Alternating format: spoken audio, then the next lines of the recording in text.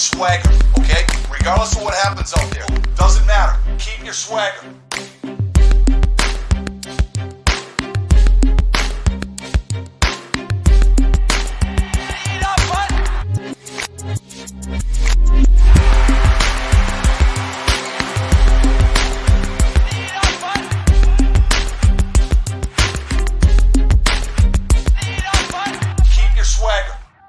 Hello, everybody. Welcome to the 5-Hole Fantasy Hockey Podcast. We're your hosts today, TJ and Zach. Hey. So we are without Raj, which means we got a 45-minute timeline because we're using poor people Zoom. So we're going to dive right into it. If you guys want to find us, we're on Twitter at FHF Hockey. We are in the Fantasy Hockey Discord, and we're back from All-Star break, and there's a shit ton to catch up on. A lot.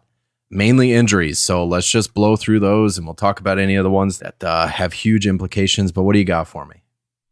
All right.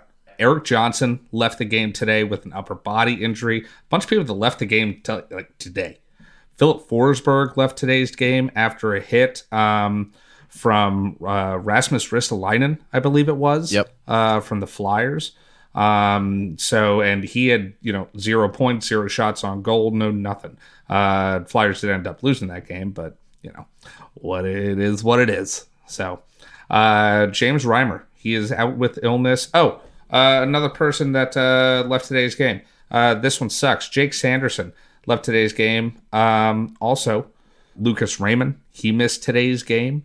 This actually, you know what? I should have gone over this when we were talking about Sanderson with Ottawa. Anton Forsberg. Yeah, he was stretchered off the ice today. So what happened? I don't know if you guys saw it or you guys know, but there was, Zach Hyman was in his office right above the crease, and he kind of got pushed. It didn't look dirty or anything, but, he did come down on Forsberg's right leg, and he actually had to be stretchered off. So, I mean, it could be anything here. That could be a serious knee injury. It could be a broken bone, anything. So we'll have to see about that, but it's looking like Anton Forsberg is going to be out for a while. Logan Thompson is week to week. He had to be helped off the ice Thursday. Coach Cassidy is hopefully he's going to return this season, but soon is not likely. So all those people that have been, singing praises for Logan Thompson this year, and he's been doing great. This is a hard one. Yeah. Because, this might be the rest of your rest of your fantasy season. Yeah. You know what I mean? Because they're not going to rush him back if they don't need to.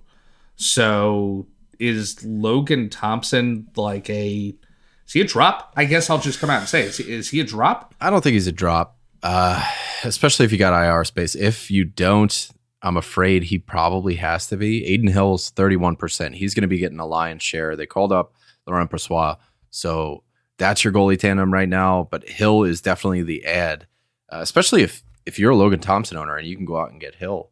Just ride the same team and all that because you're getting a bona fide starter. And anybody that wants to capitalize on that and get a starter, like even if you didn't have Logan Thompson and you just needed a goalie, Aiden Hill's out there, 31%.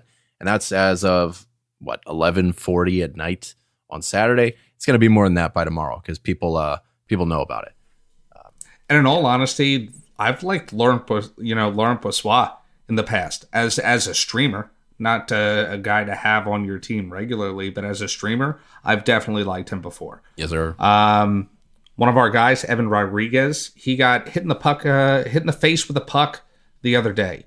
Left the game, but he is back. He had 0 points today, but dude had 7 shots on goal in his first game back. That's pretty freaking awesome. So good for you, Evan Rodriguez. That's why we like you, because you get 7 shots on goal. I like it. Same team here. Cale Makar, he is out for the rest of the week. The earliest he could possibly return is Tuesday at home against Tampa. This a weird one. Rasmus Anderson was riding his moped scooter, yeah, his scooter, and he was hit by a car on Wednesday. He's day to day. He was possible to return today. He did not. But he was hit by a car. Yeah, that's nuts. They're giving Uyghur reps on the top power play, so hopefully he can get a little juice going in his game. That would be big. Oh, Mackie Weeks. What a Calgary's just been so weird. Like, Huberdeau hasn't done a goddamn thing. Huberdeau's down to the second power play unit for anybody looking for an excuse to drop him. It looks like they're splitting power play units as of the time being.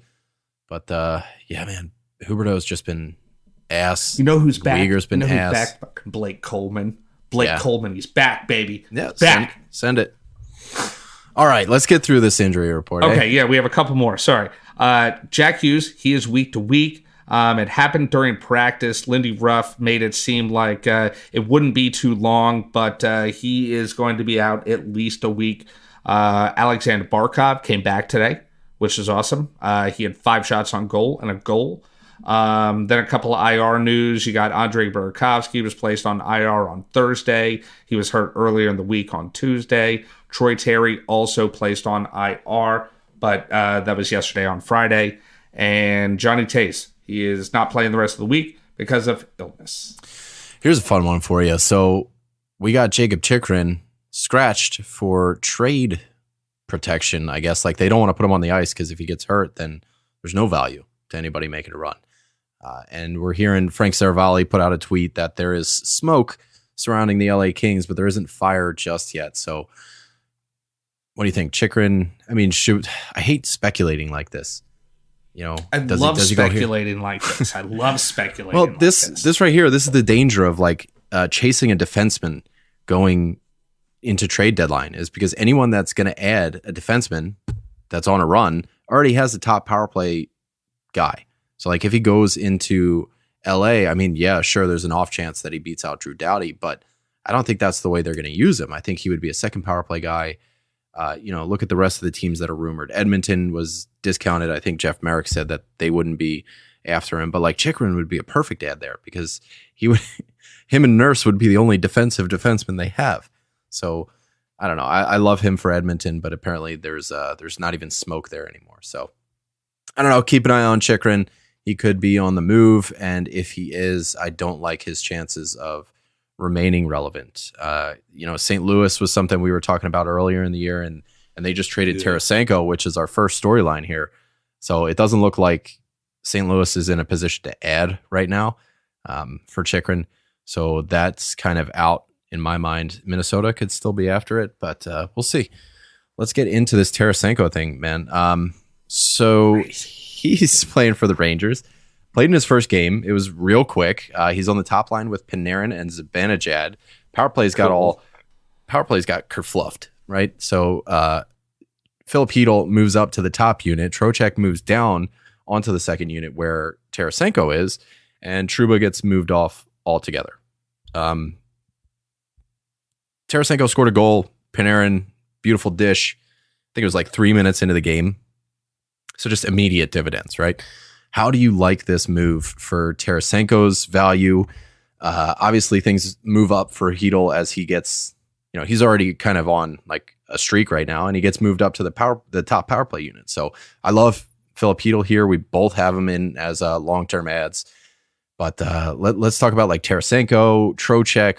These are the guys that are on the second power play unit now. And what's your take there? How do you like Trocheck? How do you like Tarasenko? We had Filip Chytil on long-term ads before it came out, before game time came out, and he was on the top power play, which is awesome. Super exciting. That's super exciting. You got to love it for Vladimir Tarasenko, too. I mean, how can you not?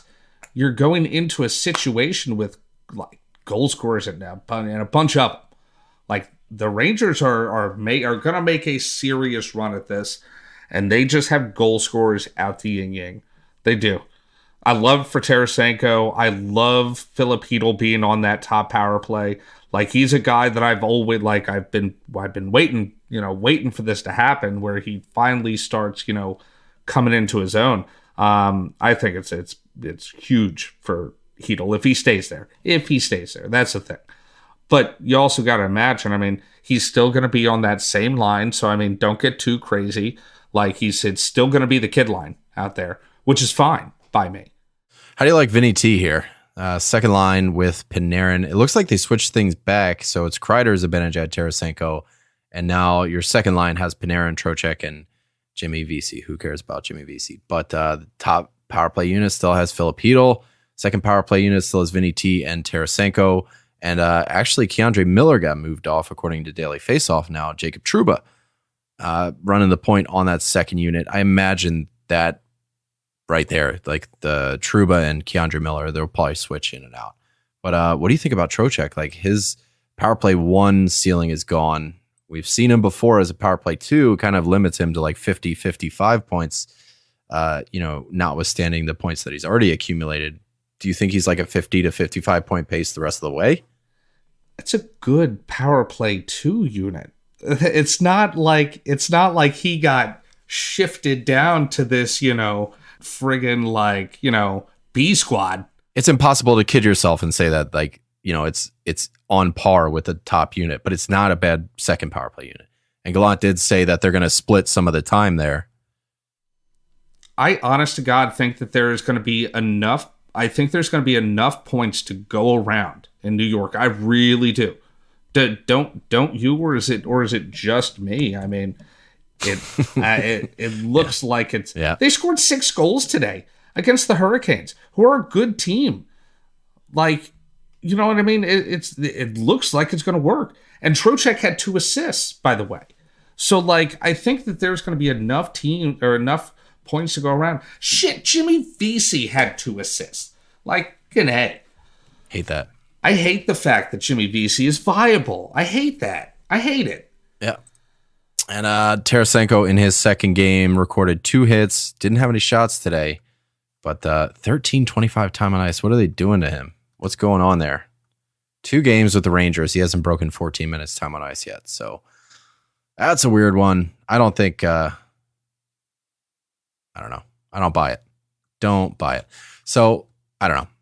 His time on ice will go up. I think they're experimenting with things. For me, Vinny Trocheck moves down a little bit. I hate that Gallant is now splitting up the power play units instead of stacking. Like he said, yeah, now our power play 1 doesn't need to be out there for 1 minute and 45 seconds on a 2-minute power play. That's what we want as fantasy owners. That's what we want. 2 minutes of Zibanejad out there and Chris Kreider and, Panarin, Adam Fox, all that shit. So I don't know. On a micro level, I guess power play 1 takes a little step back too. Now that power play 2 is viable, that, maybe it's a 1 minute, 15 seconds to 45 seconds type thing instead of, 75 to 25% share. I don't know. This is tough. I'm not gonna lie. I'm not worried about any of that. If you have a player on that team and you want points from that player, I think you're gonna get it. They have 4 or more goals in 5 of their last 6 games, and in 3 of those games they had 6 goals. Well, yeah, I don't think anybody is like a drop because they move down to the second unit or what have you. Everyone's gonna eat, dude. Everyone's gonna eat. That is my final conclusion, and what I honest to God think that's gonna happen. So they might win the cup this year. Sammy Blais is back in St. Louis. Poor guy. And I guess Nico Mikkola goes to the Rangers as well. That's somebody that they were looking at. Sammy Blais, I think it's Hunter Skinner, who's a defensive prospect coming out of New York. St. Louis picks up the later of New York's. They had 2 first-round picks, so whichever one's later, that's the one that the St. Louis Blues are going to get. And they also get Thank God they didn't get Brennan Othman, right? Oh, yeah, can't do that. Cannot do that. I think it was a good move. I actually thought that they were going to try to get Sakura. I thought they were going to go after Sakura. I thought they were going to go for the goalie guy. I think it's like Garand or something. All right, so let's move into previous week's standout performances. For me, it's Dougie Hamilton, and this is the second time that he's made my standout stars list. I just want to give him a shout out. He is point per game, 51 points in 51 games at the time of writing this, and Dougie Hams is a point per game defenseman, and that's just wild. Erik Karlsson, and rightfully so, is running away with all the airtime and the fanfare, but Dougie Hamilton is just having a season at this point, and I wanted to give him kind of a moment in the sun on the 5-Hole Fantasy Hockey Podcast.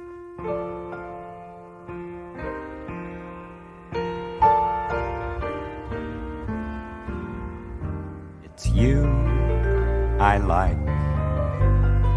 every part of you, your skin, your eyes, your feelings, whether old or new.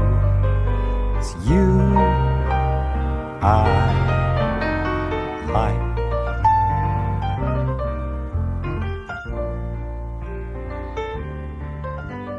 I know that matters a lot to him. I am much more about giving Blake Coleman his moment in the sun. I like He can always have a moment in the sun as far as a lesser I'm owned concerned. guy. That makes but dude, sense. I actually had him as my previous week standout. And I know I kind of touched on it a little bit earlier because I couldn't help myself. But when I wrote this, he had 3 goals and 3 assists in his last 3 games, 16 shots on goal in that span, 5 hits, 1 block, and he got another point today because that's what Blake Coleman does. There you go. He coming out getting points, getting a little bit of everything, shooting. I love you, Blake Coleman.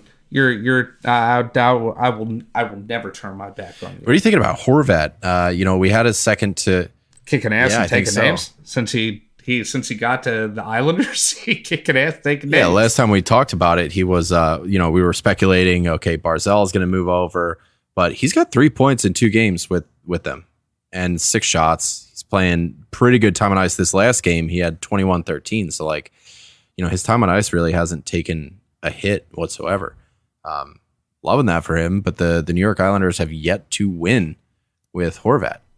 Yeah, Or no, they did beat by the Seattle, actually. Canucks. They lost to the Canucks. They did beat Seattle in his first game. All right, so scratch that entirely. But I know they're on like a 3-game skid or something. I forget. They lost to the Canucks. I think they lost to the Habs just recently. They did beat Seattle. They beat Philly. But here we go. That's Bo Horvat with 3 points in his last 2 games. Love that.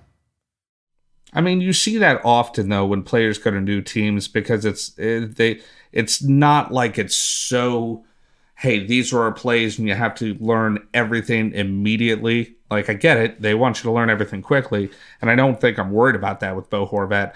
But it's more, hey, go out and play kind of thing. I wish they'd tell that to Huberdeau. Just didn't click.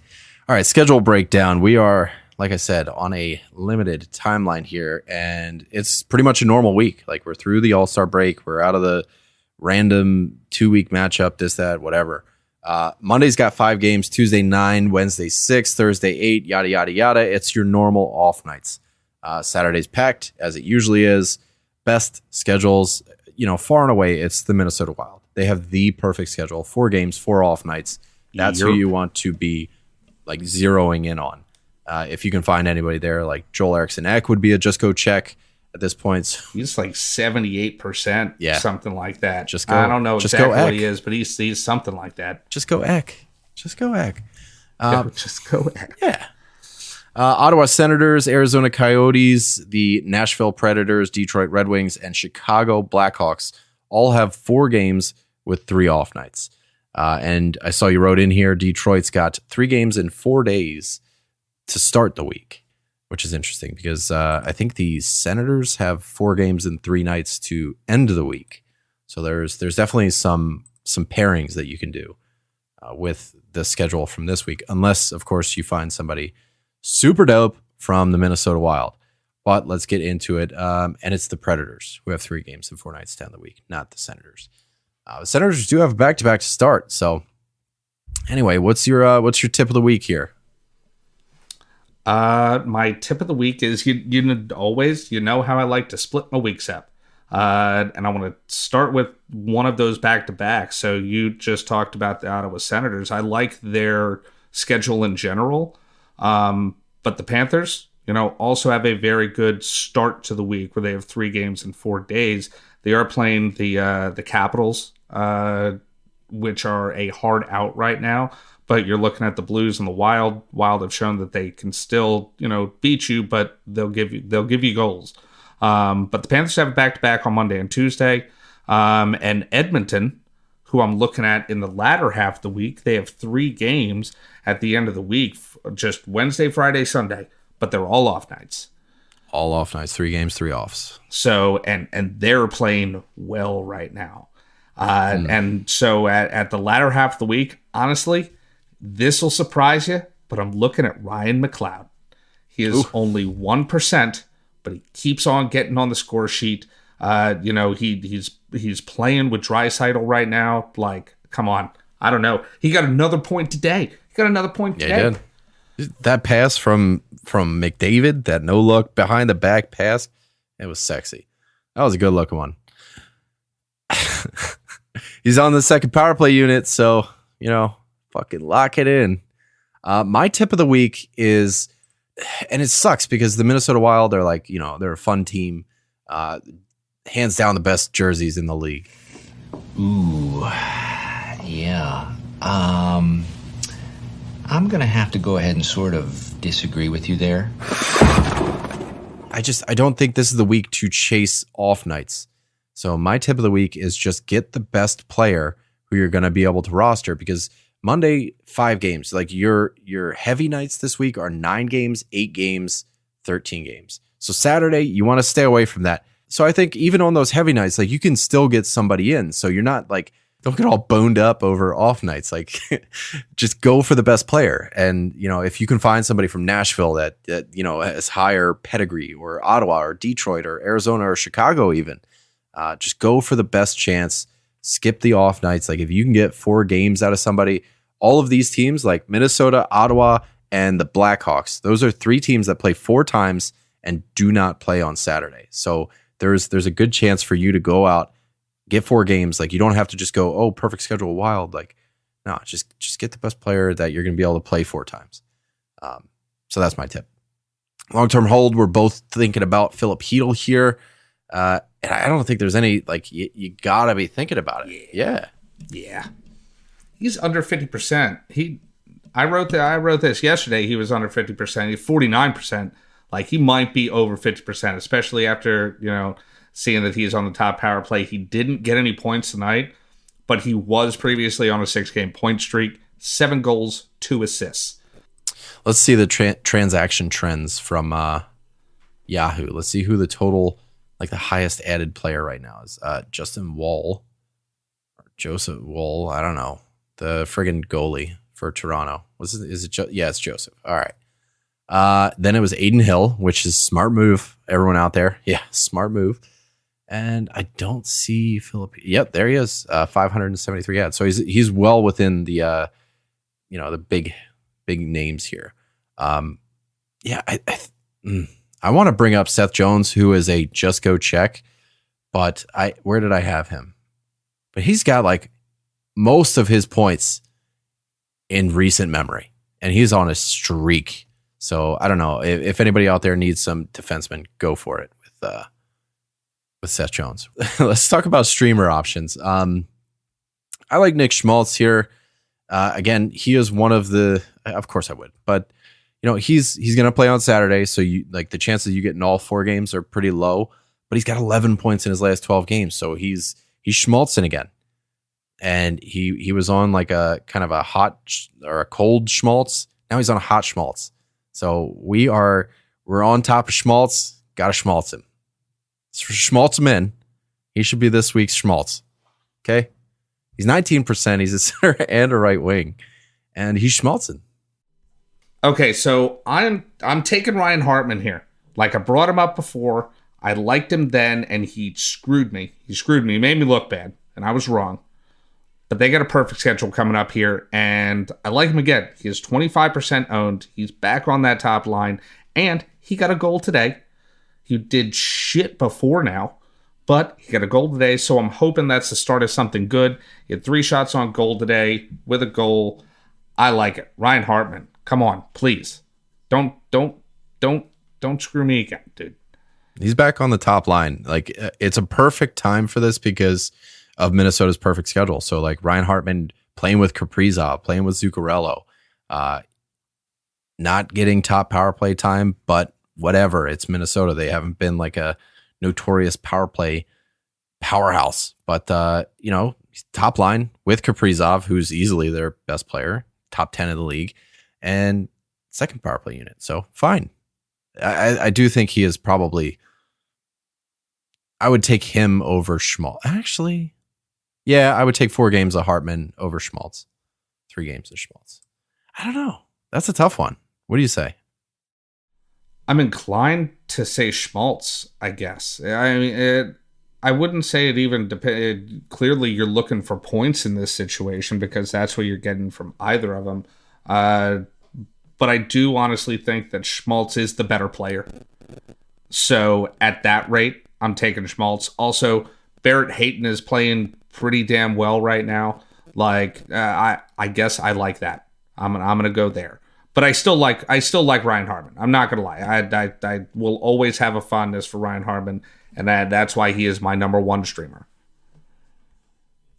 Both of these teams have tough schedules. Minnesota's got Florida, Colorado, Dallas, and Nashville this week. Arizona, they got Nashville, Tampa, LA, and then like Columbus. So that Sunday game is pretty sweet. Like if Schmaltz is still out there by Sunday, I think that's where you got to go. But I don't know. It's tough sledding both ways. The second one for me, and I'm going out on a limb here, it's Taylor Radish. 2% rostered. Chicago's got 4 games without touching that Saturday. But my guy has 9 points, 4 goals, 5 assists in his last 11 games. And something's happening with Chicago. This new goalie, Jackson Stauber, who's 3-0-0. And do not take this as me advocating to go pick up a Chicago goalie. I just wanted to highlight the fact he's a person. I just wanted to say he's 3-0-0 in his first 3 starts for Chicago. And Chicago's got Montreal, Ottawa, and a double dose of Toronto this week. So the Montreal game, that could be a fun stream on Tuesday. Roll that into Wednesday with Toronto. Radish top 6. He's top power play for whatever that's worth. But I think Radish, you hide that or ride that hot streak and just kind of roll with it. And Chicago is losing today, but then again, that's Peter Mrazek, and he's out there throwing roast beef sandwiches into the crowd, man. There you go. Beef and cheddars for everybody. He's like fucking Oprah.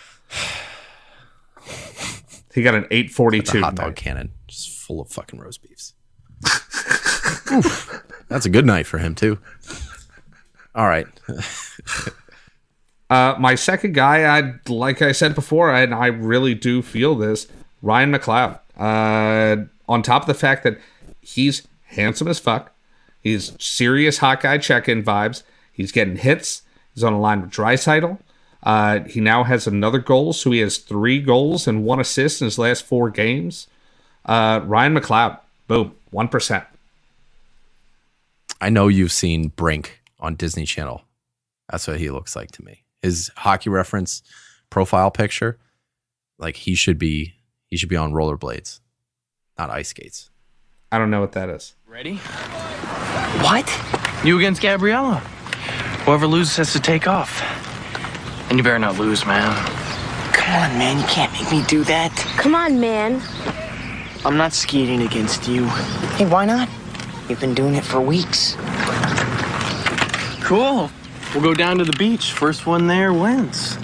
I'll skate down to the finish line to make sure there's no cheating. Brink, it was like, I forget the name of the team, but it was like a rollerblading Disney Channel movie. And, he's like a freestyle skater, and he was on his own team, and then he gets sponsored, and like there's this other bad guy. Anyway, all right, my third guy is Matthew Joseph, who is on the top line with Stutz and Kachuk. He's got 5 of his 12 points on the year have been in his last 10 games, and 3 of his 12 points on the year have been in the last 5 games. So to say he's eating up is accurate. Ottawa's got Calgary, St. Louis, the Islanders, and Chicago this week. So Ottawa has a very good chance to put up some points. And, Matty Joes, he's a hitter too. So you can give him some rope, hope for some offense. He's in a good spot to do it. And he's definitely going to get you some hits. So if you're in a Cats league, I like Matty Joseph as a kind of like a deeper ad. I have a lot of like deep ads here today. I'm also going Ottawa on my number 3 streamer, Shane Pinto. 5% owned. He's on the second line with Cat and G right now. Second power play. He got another assist today. Well, hold up, because Ridley Gregg is second line, isn't he? What? Did I miss something? Yeah, so that's Ridley Gregg, who was like my hold for the other week, but he's really not doing too much. So that was just a Yeah, Why are you that was a hurting whiff. my feelings like that? What? I don't mean to. It's on the third line now. Drake Batherson, Derek Brassard. Whatever.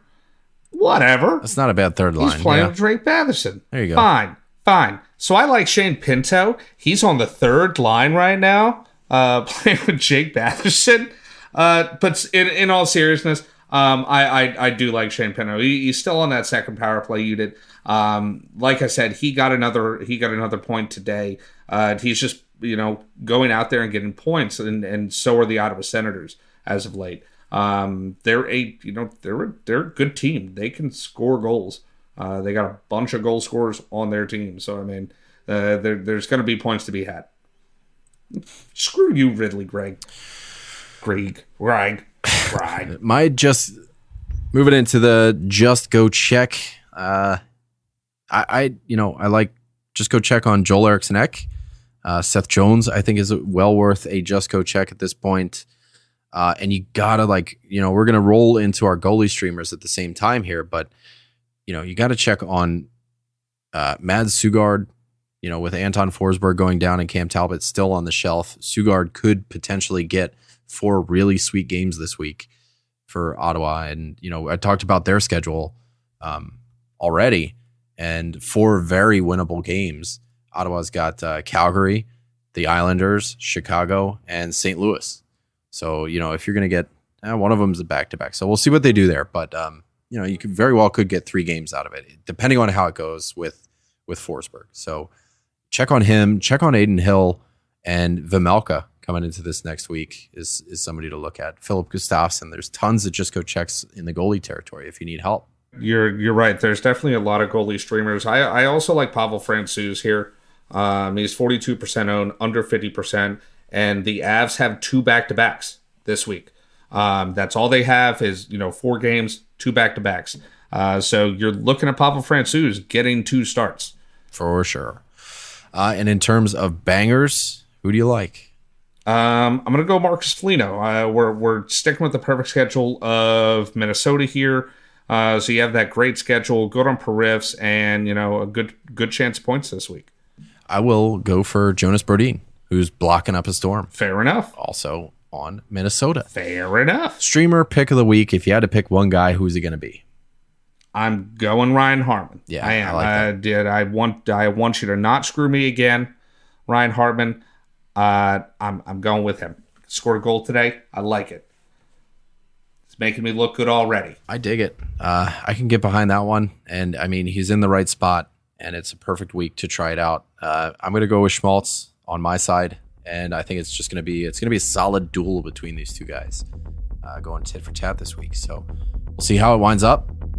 Raj, sorry about the technical difficulties in the middle while you're editing this tonight. It's going to be back, and we'll catch you Tuesday. We'll talk some trends, get them in the Discord if you guys want us to talk about anybody who's riding hot, who's riding cold, and we'll deep dive their sustainability on the show. And then we got the mailbag later on this week. And yeah, that's it. Back to normal. Having at it. Love you guys. Bye. Love yous. Bye.